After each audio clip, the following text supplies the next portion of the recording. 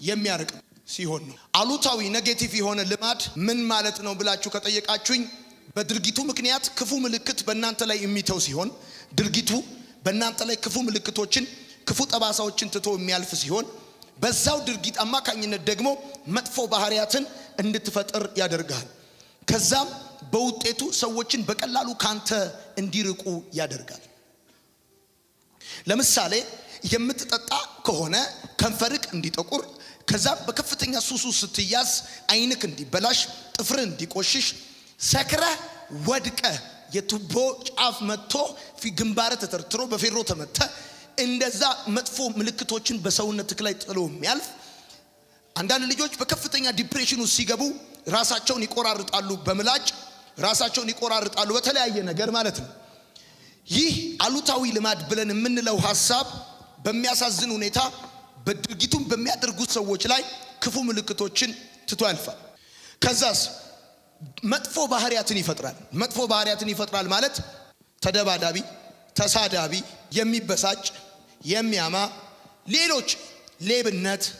አሉታዊ ልማድ ብለን የምንለው በልማዱ ምክንያት በድርጊቱ ምክንያት ክፉ ምልክቶችን ትቶ የሚያልፍ ባህሪያትን መጥፎ ባህሪያትን የሚፈጥር በውጤቱም ሰዎችን በቀላሉ ከናንተ የሚያርቅ ሲሆን አሉታዊ ልማድ ብለን እንለዋለን። ክፉ ባህሪያትን ብለን ስንል ተሳዳቢ፣ ተደባዳቢ፣ ሌብነት እና የመሳሰሉትን ነገሮች በሰው ህይወት ላይ ትቶ ያልፋል። በቀላሉ ሰዎችን ካንተ ያርቃል። ያ ማለት ነው። ያ ማለት ለምሳሌ ትላንትና ያቅፉ ከነበሩ ዛሬ እንዳያቅፉ ይሆናል። ትሸታቸዋለህ፣ ጥርስ ይሸታል፣ አይንክ ይጉረጠረጣል፣ የአይን ከለር ይበላሻል። እሱ ብቻ አይደለም። ለምሳሌ አንዲት ሴት ምን አለችኝ? 3 ልጆች አላት፣ ባሌ ይጠጣል አለች። መጠጣቱ ብቻ አይደለም የሚያሳዝነኝ አለች። ጠጥቶ የሚገባው ከሌሊቱ 9 ሰዓት 10 ሰዓት 8 ሰዓት ሊሆን ይችላል። በጣም በጊዜ ከገባ 7 ሰዓት ነው የሚገባው።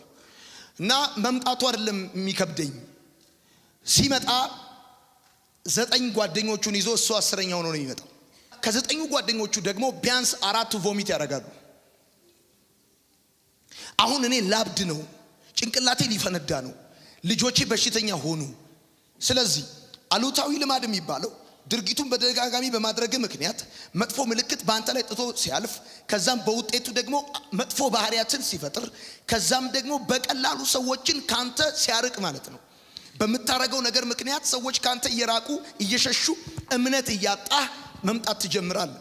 ሰው አንተ ለመላክ ዕቃ ይፈራል። ገንዘብ ባደራ ማስቀመጥ አንተን ይፈራል። ካንተ ጋር መፍጠር ይጀምራል፣ መሸሽ ይጀምራል። ከሁሉ በላይ በከፍተኛ አሉታዊ ልማድ ውስጥ ያሉ ወጣቶች ወይም ሰዎች ሚስ የሚያረጉትና አሳዛኙ ነገር ብር ሳይሆን አሳዛኙ ነገር ሌላው ጉዳይ ሳይሆን የሚያጡት ትረስት ነው። እምነት እንደማጣት ያለ የሚያሳምምና በጣም የሚያሳፍር አንገት የሚያስደፋ ነገር በምድር ላይ የለም። አንተ ባለፍክበት ቤት ሳታነሳ ዕቃ እንደወሰርክ ትጠረጠራለህ። ሰርቆት ሊሆን ይችላል፣ ሸጦት ሊሆን ይችላል እና ተዛማች የሆኑ ነገሮችን ልትአስተናግድ ትችላለህ። አሉታዊ ልማድ ብለን የምንላቸው እነዚህ ነገሮች ናቸው።